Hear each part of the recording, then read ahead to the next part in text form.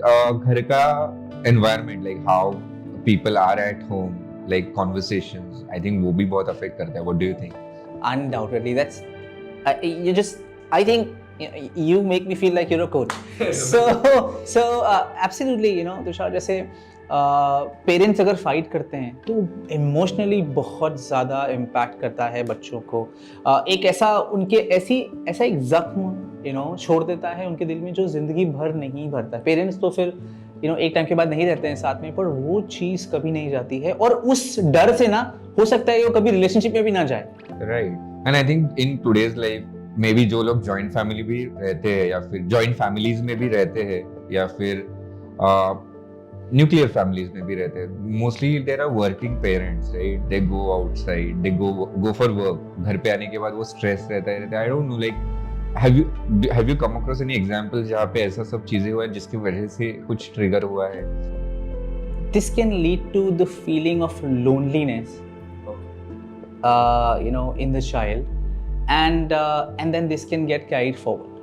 So as parents, whatever you do, just make sure that you are there whenever he needs you, and that nothing takes over some of these priorities. So अगर उसमें वो देखिए, एक problem ये भी है ना कि this is just slightly drifting away from self-esteem.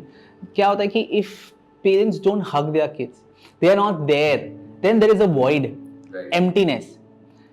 वो emptiness को भरने के लिए वो बाहर जाएगा, Right. या बाहर जाएगी. And then you don't know if the person or the friends or the Right. partner that वो सही है कि नहीं है. Right. इसको नहीं समझेगा, because what he she needs is to fill that void, that gap that's there, the love and the warmth that person needs, or the time that person needs. So उसको जो भी मिलेगा ना उसके साथ चले जाएगा, और उसको ये समझ में नहीं आएगा कि वो सामने वाला सही है या गलत है.